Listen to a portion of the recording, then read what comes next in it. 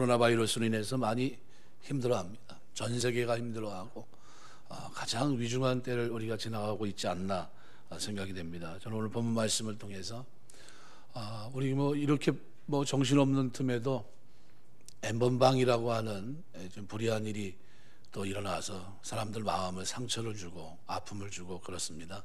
그래서 도대체 원인이 뭔가, 어떻게 살아야 되느냐라는 말씀을 가지고 생각하면서 한번 은혜를 나누려고 합니다.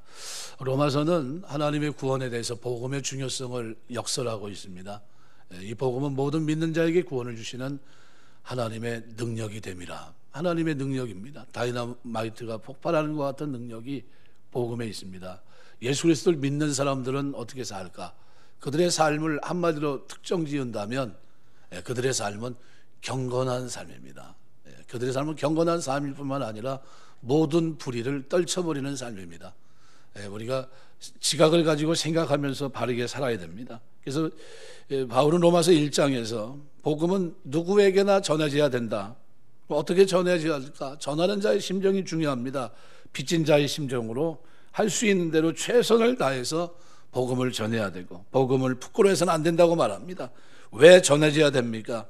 바로 믿는 자에게 구원을 주시는 하나님의 능력이 되기 때문입니다. 이 복음에는 하나님의 의가 나타났기 때문이라고 말합니다. 여기 신앙생활을 하면서 제일 두려운 것이 뭐냐 하면 하나님은 진노하시는 분이라는 거죠. 구약에서 진노하셨습니다. 소돔 고모라 땅을 보시고 진노하셨어요. 얼마나 진노가 무지막지했는지, 그죠? 아무 흔적도 남기지 않고 하나님은 그 땅을 벌하셨습니다. 또 하나의 진노가 있어요. 어떤 진노일까요? 내버려 두시는 겁니다. 유기라고 말하는데, 이 하나님의 진노는 두 가지입니다. 그래서 한쪽은 내버려 두시고 한쪽은 심판의 모델로 소돔 고모라 땅을 보여주십니다. 저는 오늘 본문 말씀을 이렇게 대하면서 복음을 받아들이지 않으면 하나님의 무서운 진노가 나타나는데, 오늘 18절에 보면 하나님의 진노가 불의로 진리를 막는 사람들의 모든 경건치 않음과 불의에 대하여 하늘로 쫓아 나타난다. 하나님이 진노하시는데 뭐에 대해서 합니까? 경건치 않음 그랬습니다. 아세베이아라는 말은 부정불변사 아라고 하는 단어와 예배하다라는 뜻을 가진 세보마이라는 단어의 합성어입니다. 경건치 않은 걸 뭘 얘기합니까? 예배하지 않는다, 신을 믿지 않는다, 이런 의미입니다. 하나님을 경외하는 태도가 전혀 없을 뿐만 아니라 오히려 우상을 하나님 자리에 올려놓는 것을 가리키고, 이것은 불의한 삶을 사는 발판입니다. 그러니까 내가 경건하지 않고 하나님을 알지 못하고 예배하지 않는다는 것, 이거는 그걸로 끝나지 않습니다. 반드시 뭐로 연결이 돼요? 불의한 삶으로. 그래서 오늘 본문에 보시면은 그 이후의 삶을 쭉 기록합니다. 24절부터 나중에 32절까지 그 내용이에요. 그래서 그 내용을 쭉 기록하면서 제일 먼저 문 앞에 와닿는 게 뭡니까? 종교적인 타락입니다. 종교적인 타락, 성적인 타락, 도덕적인 타락입니다. 이 세 가지가 쭉 뒤로 연결되어 있어요. 그 얘기를 오늘 바울이 로마서 1장에서 하고 있는 겁니다. 하나님의 진노가 그만큼 무섭다는 거예요. 그래서 하나님의 진노가 불의로 진리를 막는 사람들의 모든 경건치 않음과 불의로 하늘로 쫓아 나타납니다. 불의로 진리를 막는 사람들에게 나타납니다. 모든 경건치 않음과 불의 때문에 진노가 나타납니다. 하늘로 쫓아 나타납니다. 현재 시제로 되어 있습니다. 하나님의 진노가 누구에게 나타납니까? 불의로 진리로 막는 사람들, 21가지 기록되어 있는 불의를 말합니다. 죄인이면서 회개하지 않는 사람, 복음을 받아들이지 않는 사람, 하나님의 의를 거부하는 사람들에게 하나님의 무서운 진노가 나타난다고 말합니다. 이미 17절에서 바울은 복음에는 하나님의 의가 나타났다고 말합니다. 하나님 앞에 의롭다 하심을 받는 길이 열렸다고 표현합니다. 믿음으로 의롭다 하심을 얻을 수 있고 믿음으로 하나님의 의를 누리라고 말합니다. 믿음으로 영원한 삶을 누리게 되시길 주의 이름으로 축원합니다. 그런데 이렇게 말하고 난 다음에 바울은 18절에서 그러나 만일 여러분이 이 복음의 의, 복음에 나타난 하나님의 의를 받지 않는다면 여러분에게는 하나님의 무서운 진노가 나타날 것입니다. 그래서 진노를 오늘 본문에서는 세 가지를 얘기합니다. 첫 번째는 경건하지 않고 불의할 때 하나님의 진노가 임합니다. 두 번째는 자신이 죄인 줄 알면서도 하나님께 나아가지 못할 때, 이때 하나님의 진노가 있어요. 마지막에는 우상을 섬길 때 하나님의 진노가 있다는 거예요. 이 얘기를 오늘 본문에서 하고 있습니다. 이 경건치 않고 불의할 때, 십계명은 크게 둘로 나눠 있습니다. 하나는 위를 향해 보고 있어요. 1계명에서부터 4계명, 누구를 향한 겁니까?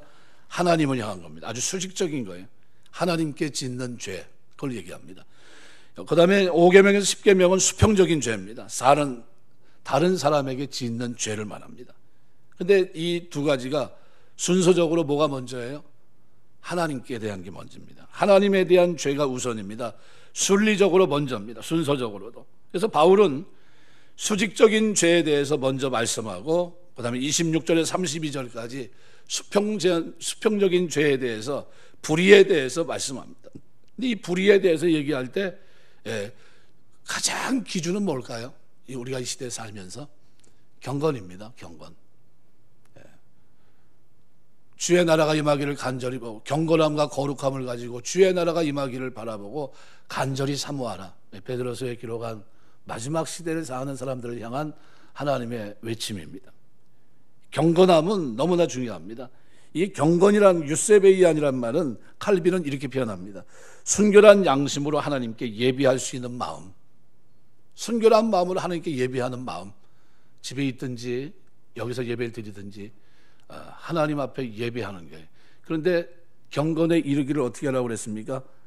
연습하라. 디모전서 4장 7절 보면 망령되고 허탄한 신화를 버리고 오직 뭐 하기를 이루요? 경건에 이르기를 연습하라, 이렇게 돼 있어요.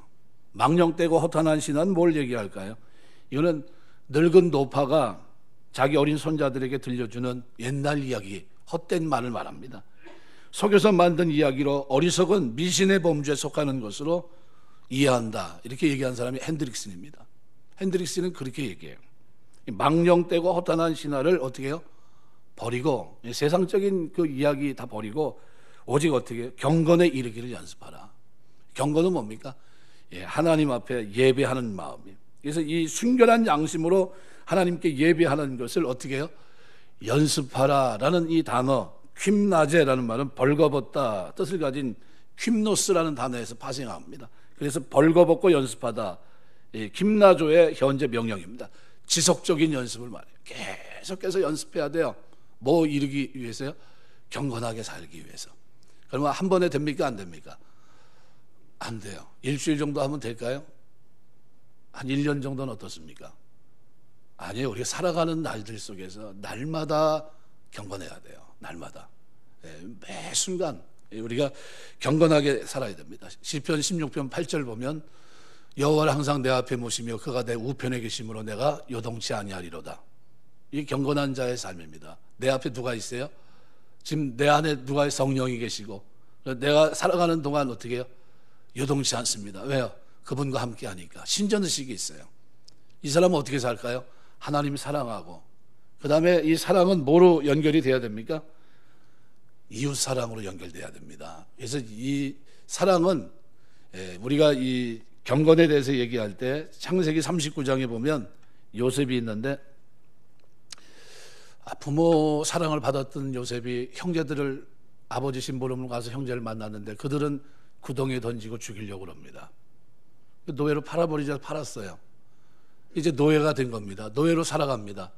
그런데 날마다 그 노예집 안주인이 자꾸 자기를 유혹해요.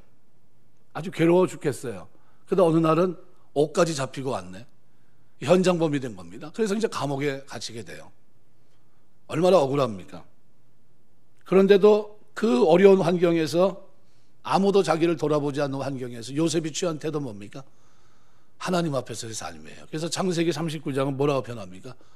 하나님이 함께 하시는 범사에 형통했다라고 표현합니다. 그 삶에 뭐가 있다는 겁니까? 예배자의 삶이다. 경건한 삶이 있다는 것은 경건한 삶.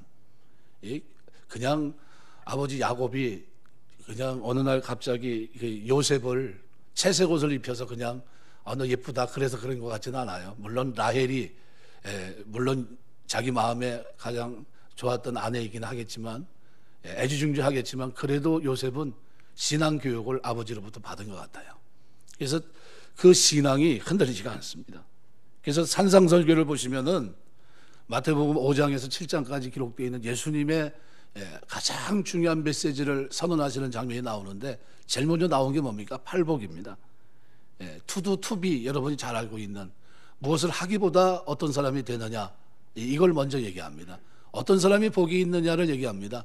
그죠? 뭘 하라고 얘기를 하질 않아요. 뭐가 복 있냐? 그 삶으로 나아가야 된다는 거죠. 심령이 가난한 자, 애통하는 자, 온유한 자, 의에 줄이고 목마른 자, 이들은 배부를 것이다. 그래서 마태복음 5장 3절 6절까지 말씀하고 난 후에 마태복음 5장 13절에서 16절, 14절 보시면 너희는 세상의 소금이다. 너희는 세상의 빛이다. 의로운 삶을 얘기를 합니다. 그러니까 결국 이게 뭘 얘기냐 하면 경건은, 하나님을 향한 경건은 이웃을 향한 뭐로 나타납니까? 의로움. 이 의로움은 조금 더 발전하면 뭐로 나타나요? 사랑으로. 그래서 선한 사마리아 사람 비유를 보면 사마리아 사람인데도 불구하고 신전의식을 가지고 살아갑니다. 하나님 말씀을 지켜요. 그죠? 형식적인 삶이 아닙니다. 오히려 아무도 돌아보지 않는 환경 속에 있는 강도 만난 사람을 돌아봅니다. 그의 필요한 것을 채워주고 주막에 맡기고 장사하고 돌아오면 내가 그 들어간 비용을 내가 대겠습니다. 얘기를 해요. 그 속에 뭐가 있어요? 의로움과 사랑이 있어요. 그러니까 우리가 예수를 믿고 하나님의 자녀가 되어 구원받았다고 복음을 받아들였다는 것은 첫째는 경건한 삶이 있다는 겁니다. 이 경건한 삶의 훈련이 내 삶을 어떻게 만들어요? 의로움과 사랑하는 삶으로 바꿔나갑니다. 그래서 절대로 개인적이지 않아요. 자기중심적이지 못합니다. 얘가 예수를 믿었는데 구원받았는데 아직도 자기중심이라면 문제가 있어요. 왜요? 나는 날마다 죽기 때문입니다. 우리가 보통 우상 숭배에 대해서 얘기를 하는데 우상이 뭡니까? 우상은 사람이 만들어서 그죠? 섬기는 게 우상입니다. 그런데 결국 누구를 섬기는 겁니까? 나를 섬기는 것과 똑같아요. 그래서 우상을 구분하는 게 중요한 게 뭐냐 하면 부인하는 겁니다. 하나님을 인정하고 나를 부인하는 거, 이게 신앙입니다. 그런데 우상이라는 건 뭐예요? 하나님을 부인하고 나를 세우는 게 우상이에요. 나라고 하는 이 중심이 어떻게 해요? 죽어야 되는데 그러질 못하고 날마다 모든 환경 속에서 나 중심이 됩니다. 내가 이렇게 됩니다. 그건 우상이에요. 우상을 섬기는 똑같습니다. 그럼 하나님을 섬긴다는 건 뭐예요? 우리 하나님이 나의 주님이. 그래서 우상은 나 중심이지만 하나님을 섬기는 사람들은 하나님 중심이 돼야 돼요. 우리가 하나님 섬기며 살 때 하나님 중심의 사람이 되기를 원합니다. 그래서 날마다 자기를 부인하는 거예요. 나를 따라오거든 자기를 부인하고 제 십자가를 지고 나를 쫓을 것이니라. 자기를 부인하는 삶이 있어요. 왜요? 자기를 부인하는 게 뭡니까? 우상이에요. 우상을 떨쳐버리는 겁니다. 나 중심이 아니라 이제 그리스도 중심으로 살겠다는 거예요. 그래서 이 경건과 이 불의는 이거는 마치 동전 앞면 같은 면이 똑같아요. 앞에서 가면 뒤가 끌려가듯이 불의하게 되면, 경건치 못하면 불의한 삶은 불보듯 뻔한 겁니다. 그래서 경건에 이르기를 부단히 연습해야 돼요. 연습. 운동을 하는 사람들이 폼이 나오기까지 연습을 합니다. 탁구 치는 친구, 아까는 이제 골프 치는 걸 얘기를 했는데, 탁구 치는데 석 달 동안 가가지고 뭐 하냐면 공은 안 치고 이상한 동작, 스매싱을 이렇게 해야 된다고 그것만 가르치더라고요. 그래서 한 일주일 가니까 더 이상 못하겠어요. 가가지고 공 치는 게 아니고 난 공 치러 왔는데 공은 안 주고 뭐 하라고 그러니까 그냥 왔다 갔다 하면서 그것만 하라는 거예요. 땀은 나는데 열심히 그것만 시켜요. 그래서 뭐 하는 거냐 그랬더니 이걸 잘해야 된대요. 근데 그거를 석 달씩 거의 6개월 가까이 그걸 하고 있더라고요. 야, 그래서 참, 근데 나중에 보니까요, 가르치는 사람이나 배운 사람이나 자세가 비슷합니다. 그러더니 달라져요. 그리고 그 자세가 나오니까요, 못 이겨요. 공도 제대로 스핀이 걸리고 막 그러답니다. 저게 그런 게 있구나. 자세입니다. 이 연습이란 게 뭔가요? 반복적인 겁니다. 그래서 경건의 연습은 뭐예요? 모든 환경에서 어떻게 해요? 경건의 모습을 보여야 된다는 거예요. 이 우리 그리스도인들이 해야 될 일입니다. 그런데 구원받은 사람, 복음을 받아들이고 구원받은 사람들의 삶에는 뭐가 있어요? 경건의 연습이 있어요. 이 사람들의 삶에서는 이 불의로 가는 일이 혹시 있다 할지라도 하나님이 어떻게 할까요? 고치십니다. 사무엘하 7장에 보시면 다윗 언약이 기록이 되어 있는데 다윗이 죽어가면서 그런 얘기를 합니다. 하나님, 우리 후대를 좀 잘 좀 부탁합니다. 그랬더니 세상 말로 그래, 내가 네 후대가 혹시 잘못해도 내가 인생 책임과 막대기로 내가 네 후대를 책임지마, 이 얘기 오고 갑니다. 근데 바로 그 뒷사람이 누굽니까? 솔로몬이에요. 솔로몬이 부인이 몇 명이에요? 한번 얘기 한번 해보세요. 1000명이에요. 1000명. 잘한 겁니까? 못한 겁니까? 교회 와가지고 혹시 그걸 잘했다고 그러실 분은 없겠죠? 못한 거예요. 얼마나 못한 겁니까? 예, 하나님이 극과 극을 보여주신 겁니다. 다윗은 한 번 죄를 짓고 단 한 번 죄를 졌어요. 그죠? 그걸 가지고 성경이 뭐라고 기록합니까? 그 이후로는 죄를 짓지 아니하더라, 이렇게 기록합니다.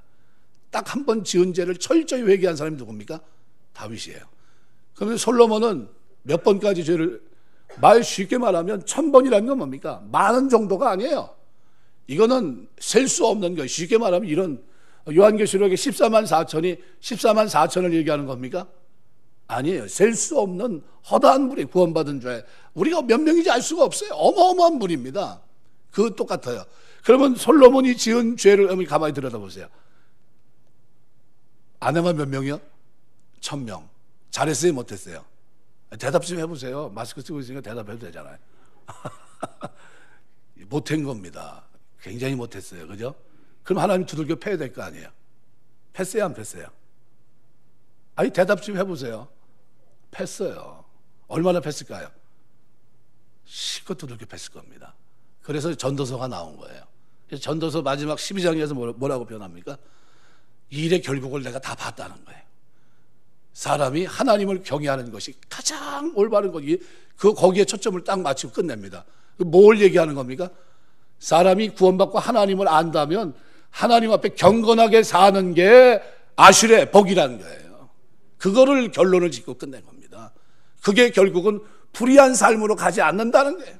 그 이기는 능력이 어디 있다는 거예요? 앞에 있다는 게 하나님을 경외하고 그 하나님 앞에 거룩하게 사는 거기에 있다는 거예요. 경건에 이르기를 연습하시길 주의 이름으로 축원합니다. 부단히 노력해야 돼요. 이 연습은 그래서 킴나제라는 게 어떻게 그 당시에 원형 운동장에서 달리기를 한다든가 씨름할 때 사람 남자들이 어떻게 해요?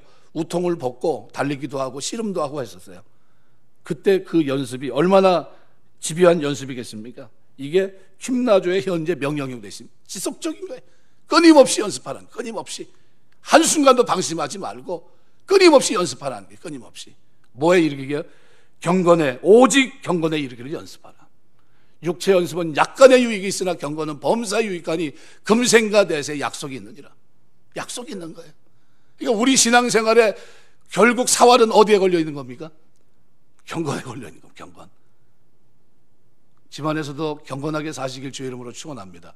교회와 가정이 틀린 사람이 있고 교회와 직장생활이 틀린 사람이 있어요.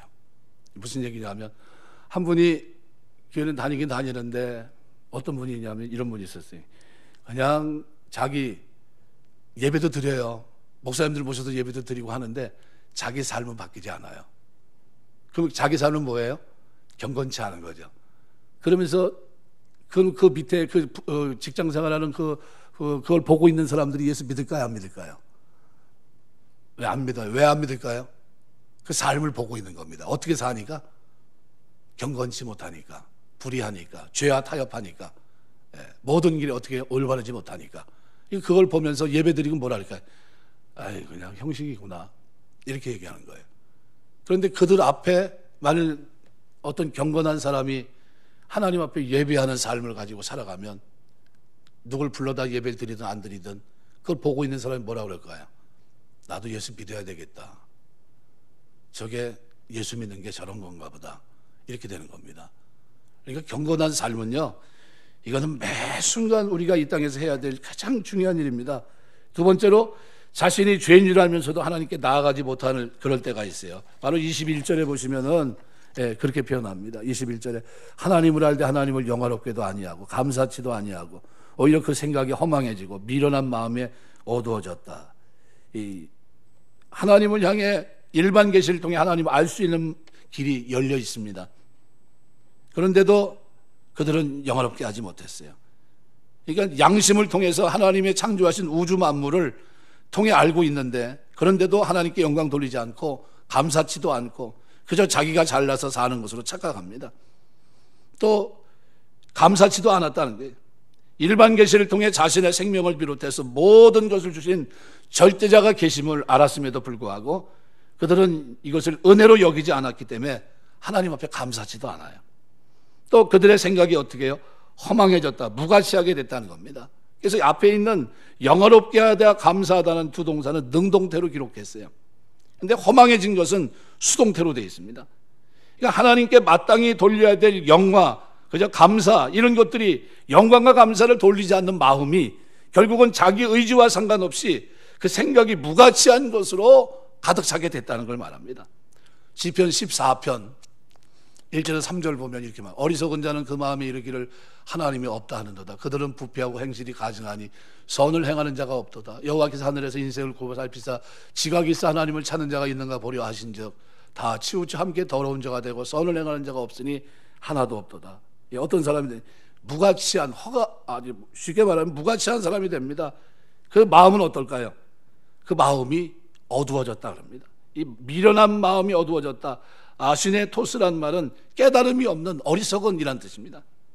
그러니까 어두워졌는데 이 단어는 수동태로 쓰였습니다. 에스코티스테라는 말인데, 이 말은 미련한 마음이 더 어두워진 것은 적극적으로 하나님을 영화롭게 감사를 돌리지 않는 자에게 자연스럽게 나타나는 현상입니다. 그래서 이게 뭐예요? 수동태로 다 했어요. 수동태로. 이건 생각이 허망해지고 미련한 마음이 어두워지고, 이게 다 뭐예요? 하나님과의 관계 속에서 마땅히 하나님께 감사하고 영화롭게 해야 될 그 위치에서 결국은 그렇게 하지 못하니까 일어난 결과입니다. 그래서 스스로 지혜 있다 하나 우준하게 되어 어리석게 되었다는 겁니다. 수동태예요.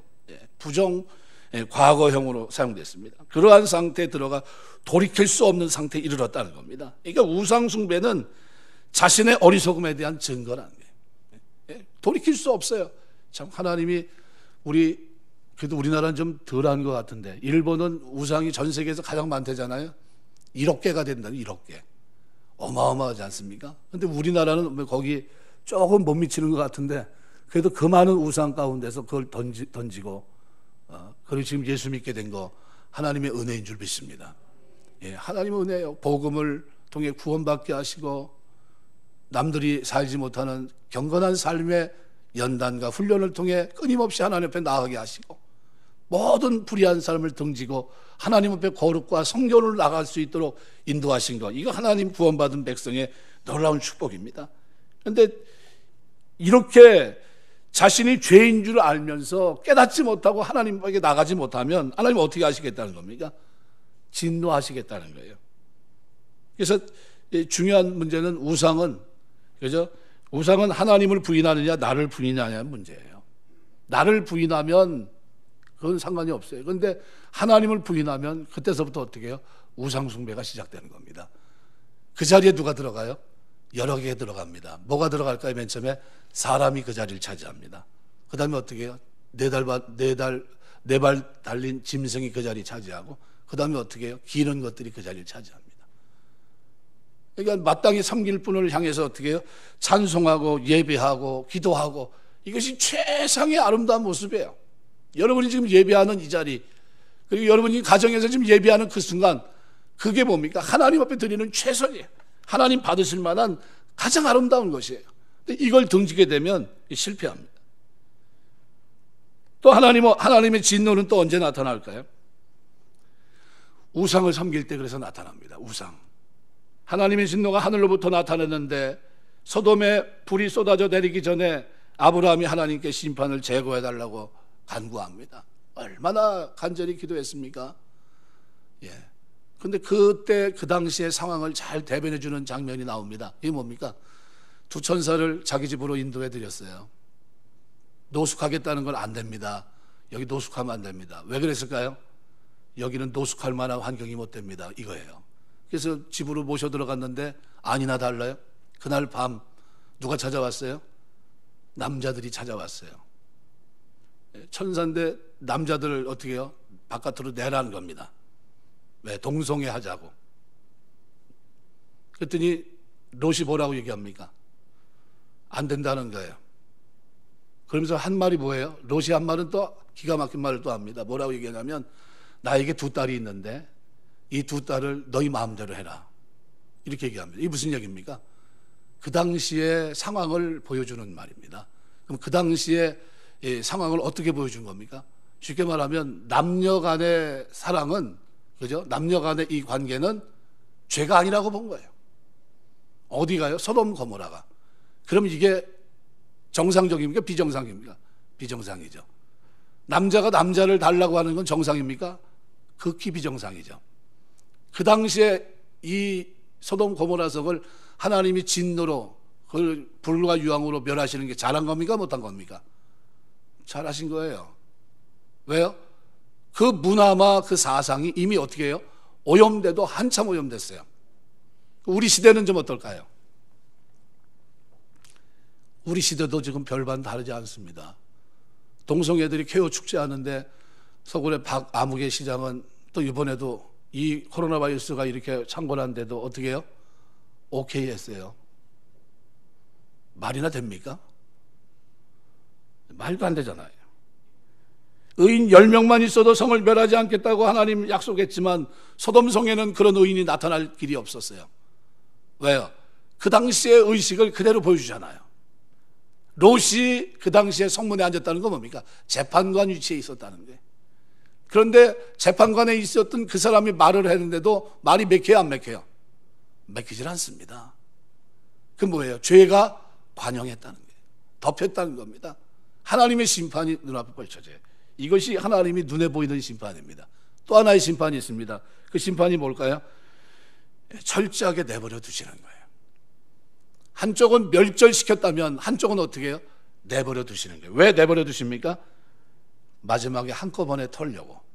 마지막에 둘째 심판에 그대로 놔뒀다가 심판하려고. 그래서 무서운 게 24절, 26절, 28절에 보면 하나님이 어떻게 해요? 상실한 마음대로 내버려 두사.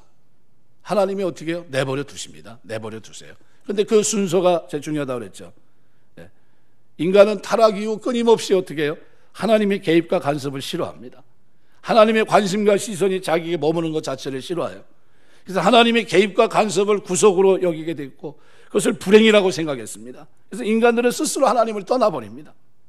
하나님을 알 때 영화롭게 하지도 않고 감사치도 않아요. 그리고 썩어지지 않는 하나님의 영광을 썩어질 사람과 금수와 버러지 형상의 우상으로 바꿔버립니다. 근데 하나님께서는 당신을 마음에 두기 싫어하는 사람들, 하나님의 개입과 간섭을 받기 싫어하고 당신을 떠난 인간들을 애써 간섭하지 않고 어떻게 해요? 내버려 두십니다.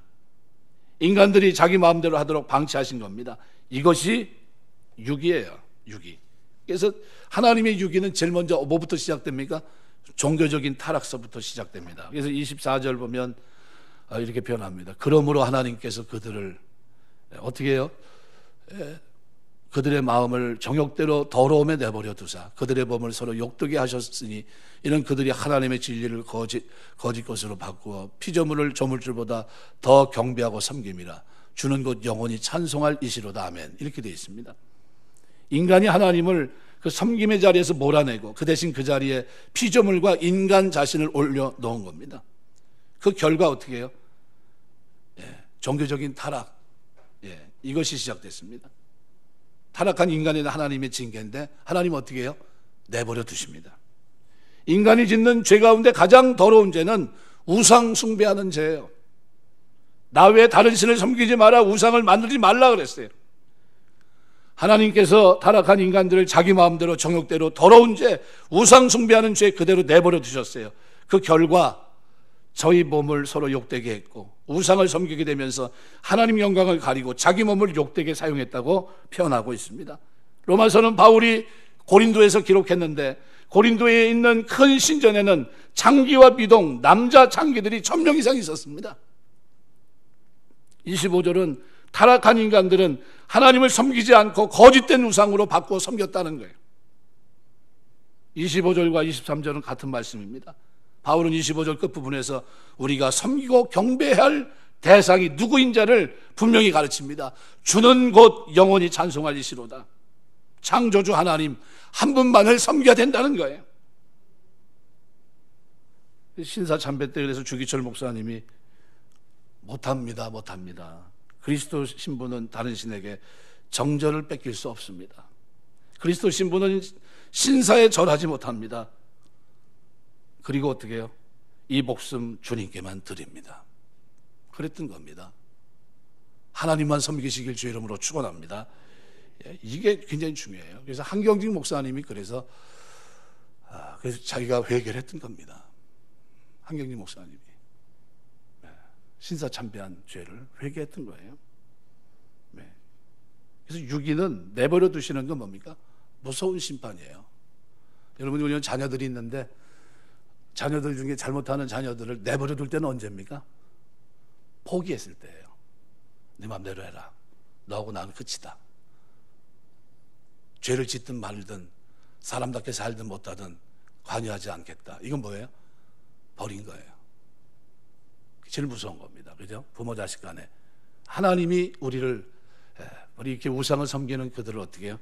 내버려 두시는 거예요. 또 26절, 27절에 보면 하나님을 떠난 인간들의 성적인 타락을 기록합니다. 그래서 26절에 보면 이 때문에 하나님께서 그들을 부끄러운 욕심에 내버려 두셨으니 곧 그래서 어떻게 뭐가 일어납니까? 종교적인 타락의 결과로 인하여 이런 뜻입니다. 성적 타락이 시작됩니다. 저희를 부끄러운 욕심에 내버려 주셨으니 그래서 여인들도 순리대로 쓸 것을 받고 영유로 썼다. 그러니까 창조 원리대로 사는 것을 어떻게 해요? 거슬렸다는 거예요. 창조 원리를 벗어났다는 거예요. 아주 구체적으로 설명합니다. 27절은 호모섹스에 대해서, 동성연애에 대해서 얘기합니다. 에이즈에 대해서 얘기해요. 레위기 20장 13절 여인과 교합하던 남자와 교합하는 자는 둘 다 하나님 앞에 가증한 자들이라고 했습니다. 둘 다 살려두지 말고 죽이라고 그랬어요. 근데 지금 우리 세상은 어때요? 동성애 목사도 있어요. 뭐라고 얘기하는 줄 아세요? 그들 논리가 동성애 걸린 사람은 그럼 지옥 가야 됩니까? 그 사람들 위해서 내가 목회하겠습니다. 동성애 목회자가 생겼어요. 동성애. 기가 막히지 않습니까? 동성애를 이제는 어떻게 해요? 미국에서도 법안에서 빼버렸어요. 2011년에. 이건 더 이상 우리의 가치가 될 수 없다. 그래서 장로교에서 슬그머니 그 조항을 빼버렸어요. 우리도 동성애를 수용한다 하는 거죠. 이런 세상에 지금 우리가 살고 있어요. 경건하게 사시길 주의 이름으로 축원합니다. 주의 나라가 임하기를 어떻게 경건함과 거룩함을 가지고 주의 나라가 임하기를 간절히 바라보고 사모하라. 이렇게 돼 있어요. 경건함은 뭡니까? 우리 삶에 아주 끊을래야 끊을 수 없는 첫 단추예요. 내 삶은 그거예요. 그냥 경건. 그게 내 삶이라고 보면 돼요. 예배자의 삶. 이게 내 삶이에요. 집에 있든지 교회에서 예배를 드리든지 사업장에 있든지 어느 자리에 있든지 그 자리가 경건한 자로서의 삶의 자리가 되어야 된다는 거예요. 28절은 이렇게까지 표현합니다. 또한 그들이 마음에 하나님 두기를 싫어하며 상실한 마음대로 내어버려 두셨다. 상실했다는 말은 금속학에서 쓰는 말입니다. 어떤 금속에 불순물이 너무나도 가득 차서 가치를 잃어버렸다는 겁니다. 가치를 잃어버린 그 마음 자체로, 쓸모없는 마음 자체로 어떻게 내버려 두신다는 게, 그 결과가 뭡니까? 합당치 못한 일을 하게 하셨으니 옳지 못하고 해서는 안 될 일을 하도록 내버려 두셨다는 거예요. 그게 몇 가지입니까? 오늘 본문에 보면 21가지가 기록되어 있어요. 그래서 29절부터 뭐라고 표현합니까? 모든 불의, 추악, 탐욕, 악의가 가득한 자요, 시기, 살인, 분쟁, 사기, 악독이 가득한 자요, 수군수군하는 자요, 비방하는 자요, 하나님께서 미워하시는 자요, 능욕하는 자요, 교만한 자요, 자랑하는 자요, 악을 도모하는 자요, 부모를 거역하는 자요, 우매한 자요, 배약하는 자요, 무정한 자요, 무자비한 자라. 그들이 이 같은 일을 행하는 자는 사형에 해당한다고 하나님께서 정하심을 알고도 자기들만 행할 뿐 아니라 또한 그런 일을 행하는 자를 옳다 하느니라. 걸리는 게 많죠. 몇 개 걸립니까? 5개 이상 걸리면 회개하셔야 돼요. 웃는 거 보니까 걸리는 게 많으신 것 같아요. 그 이상인 것 같아요. 경건하게 사시길 주의 이름으로 축원합니다. 이거 걸리지 말아야 될 겁니다. 21가지. 이 뭐 때문에 이렇게 된 겁니까? 경건이 훈련이 안 돼서. 한번 따라서 하십시오. 경건이 훈련이 안 돼서 그렇다. 네, 훈련이 안 돼서 그런 겁니다. 어디서 해야 돼요? 훈련을요? 집요하게 해야 됩니다. 자기 스스로. 뭐가 나올 때까지요? 경건한 삶의 자세가 나올 때까지 해야 돼요. 그래서 경건의 모양은 있으나 경건의 능력을 부인하는 자들에게서 내가 돌아서라 그랬어요. 경건의 능력이 나올 때까지 움직여야 돼요. 우리 시대는 우리가 알고 있는 대로 상대주의 시대입니다. 절대적인 것이 없고 모든 것을 상대적으로 생각하는 그런 시대였습니다. 그래서 복음주의 신학자 칼 헨리는 이렇게 말합니다. 오늘 이 시대를 지배하는 가장 영향력 있는 철학이 있다면 철학의 사조는 무엇일까? 그것은 아마 상대주의일 것이다 그랬어요. 계몽주의와 근대화 물결 속에서 기독교 신앙이 중세 이후 역사를 주도했던 기독교 신앙이 거부가 되고 이성 중심의 시대가 열립니다. 아주 모더니즘 시대가 열려요. 이 중세 시대만큼이나 흑백의 논리, 절대 논리가 강하게 지배하는 시대였습니다. 그런데 그 시간이 지나면서 모더니즘이 포스트 모더니즘 시대로 새롭게 바뀝니다. 우리가 사는 시대예요. 이 포스트 모더니즘 시대의 특징은 규격, 형식, 표준과 절대를 탈피하고 다양함, 다원, 이것의 해체를 강구합니다.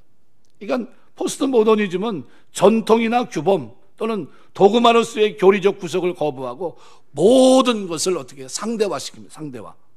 그러니까 포스트 모더니즘 정신은 절대적 진리가 있음을 전제로 하는 기독교 신앙에 상당한 도전을 주는 겁니다. 이 도전을 지금 우리가 받으며 살고 있어요. 절대 가치는 없다는 겁니다. 상대 가치. 그래서 상대주의가 생기고 상대주의, 상황윤리, 절대적 진리를 부정합니다. 표준과 규범의 해체는 절대성에 대한 신념을 상실케 하고 모든 영역에서 상대적 가치관을 가지게 합니다. 계기를 가져옵니다. 그래서 윤리, 도덕에서 전혀 제가 어렸을 때만 해도 동성애 얘기를 하면요 난리 났습니다. 이게 뭐 어디서 막 누구 집 자식이야? 뭐 난리 났습니다. 난리 났어요. 저는 못 쓰겠네. 아주 애 버렸네. 막 이 별소리 다 했습니다. 그때. 지금은 그 얘기 합니까? 뭐라고 얘기하세요? 애들이 이렇게 얘기합니다. 성소수자의 인격도 권리도 어떻게 인정해 줘야 되지 않느냐. 이게 말이나 돼요? 여러분도 인정해 주십니까? 근데 교회 다니시는 분이 어떤 분이 그렇게 얘기하더라고요. 목사님, 성소수자의 권리도 그것도 뭐 다 도와주셔야 되는 거 아닙니까? 이렇게 얘기해요. 그럼 뭐예요? 나는 좀 아무것도 모르는 사람입니다. 그 얘기예요. 저는 교회는 오기는 왔는데 하나님이 원하는 대로 경건한 삶에 대해서도 잘 모르고요. 어떻게 사는지도 저는 모르는 사람입니다. 그 얘기예요. 말씀 맺겠습니다. 사무엘하 5장에 보면 이런 말이 기록되어 있어요. 다윗이 40년간 왕으로 다스렸는데 다스린 것 가운데 여부스라는 곳이 나옵니다. 이 예루살렘의 본래 이름이 여부스입니다. 여부스는 오염된 땅이란 뜻이에요. 그처럼 죄악으로 물들었던 여부스, 이 여부스가 헤브론에서 7년간 하나님과 교제하며 하나님의 성결함을 입은 다윗 한 사람에 의해서 하나님께서 통치하시는 예루살렘 시온성으로 바뀝니다. 이게 시사하는 바가 있어요. 여러분, 대부분의 부모들은 자녀들에게 뭔가 더 많은 것을 주기를 원해요. 그게 뭘까요? 재물도 물론 그 속에 포함되어 있습니다. 귀합니다. 그거 거부하지 않습니다. 맞아요. 그런데 우리 자녀가 살아가는 이 땅은 어떤 땅입니까? 오염된 가치로 오염된 땅입니다. 그죠? 동성애에 대해서 그 사람도 인정해 줘야 되지 않느냐, 성소수자의 인격도 존중해야 되지 않느냐라는 잘못된 가치를 전하는 세상입니다. 가만두면 어떻게 될까요? 롯처럼 되는 겁니다. 롯. 아브라함과 함께 있을 때는 상관없는데 그가 소돔성에 가더니 뭐라고 얘기합니까? 엉뚱한 얘기를 해요. 나에게 두 딸이 있는데 이 두 딸과는 상관없지 않느냐. 그 사회상을 보여주는 겁니다. 아무리 세상이 온통 여부스와 같은 오염된 땅이라 할지라도, 오염된 가치관 이것으로 오염되어 있다 할지라도 우리가 남겨준 경건한 삶, 성결한 삶은 그들이 지켜줄 줄 믿습니다. 이걸 우리가 물려줘야 돼요. 우리 자녀들에게. 내가 오염된 이 땅을 하나님께서 통치하시는 예루살렘으로 변화시키는 역사는 누구로부터 나옵니까? 환경을 바꿔서요? 아니요. 내가 바뀌어야 돼요. 다윗이라고 하는 한 사람이 바뀌어서 들어갔더니 그 땅이 예루살렘이 됩니다. 하나님을 예배하는 시온성이 있는 땅이 되고 하나님의 법규를 귀중히 여기는 땅이 되고 오염된 모든 죄악을 몰아내는 땅이 되고 하나님을 거룩히 섬기는 그 땅이 됐어요. 누가 중요합니까? 투두투비. 여러분 꼭 기억하셔야 돼요. 무엇을 하기보다 어떤 사람이 되느냐, 이것이 더 중요합니다. 내가 누구인가, 나는 경건한 사람으로 살아가고 있느냐, 이것이 더 중요하다는 거예요. 마지막 때를 사는 오늘 우리의 삶에 이 경건함이 여러분의 가장 큰 무기가 되시길 주의 이름으로 축원합니다. 이것이 우리의 능력이에요. 믿는 성도의 능력이 바로 거기 있는 겁니다. 주님께서는 이 목적을 위해서 우리를 불러주셨고 지난 세월 허물이 있음에도 불구하고 덮어주셨어요. 그래서 그 허물의 폭을 하나님이 보여주고 싶어서 어떤 죄까지 하나님 용서해 주시겠습니까? 솔로몬이 지은 죄를 한번 생각해 보십시오. 부인 몇 명이요? 1000명. 이 죄 어마어마할 거예요. 그죠? 그런데도 주님은 어떻게 해요? 인생 막대기와 채찍으로 그를 고치시고 하나님 앞에 위대한 고백을 드리게 합니다. 사람의 본분은 하나님을 경외하는 데 있다. 그 마침표를 찍게 하시기 위해서 하나님 하셨어요. 누구든지 복음 안에 자유자가 됩니다. 누구든지 돌아오면 돼요. 허물로 지금 정죄를 받았다 할지라도 돌아오면 그도 경건한 삶을 살아갈 수 있고 그도 하나님의 자녀로서 구원받은 사람으로 살 수 있다는 것을 다윗과 솔로몬을 통해서 보여줬던 겁니다. 우리의 삶에 하나님의 은혜가 넘친다는 사실을 여러분 기억하세요. 그리고 내가 어디에 초점을 맞추고 살아야 될 것인가 여러분 잊지 마세요. 세상은 변하지 않습니다. 더 악합니다. 엠번방이 나타났지만 저번에는 고은 시인, 그죠? 미투 사건이 있었잖아요. 작년에는. 이 일이 그 사람만 연관되어 있습니까? 아니잖아요. 그 방에 들어간 사람 몇 명이라고요? 2만 명이 넘어요. 어마어마하지 않습니까? 근데 그 방이 하나뿐이 없습니까? 아니에요. 그 방 말고도 다른 방이 또 있다고 그러더라고요. 또 다른 사람이 운영하는 게 또 있고. 시대는 바뀌잖아요. 사조는 점점 타락의 사조로 갑니다. 왜요? 하나님은 내버려 두시기 때문에. 그러나 심판은 있습니까? 없습니까? 반드시 심판하세요. 그렇다면 주님의 만나는 그날을 기억하는 정결한 신부인 오늘 우리는 우리의 삶에 경건이라고 하는 이 단어가 우리 마음속에, 삶 속에 녹아 있어야 될 줄 믿습니다. 그 삶이 저 여러분의 생애 가장 중요한 가치가 되시길 주의 이름으로 축원합니다. 기도하겠습니다.